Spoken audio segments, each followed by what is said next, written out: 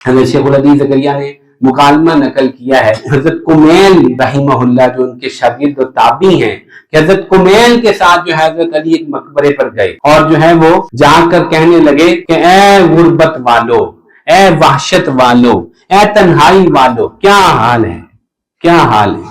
پھر رونے لگے، بہت دیر روتے رہے۔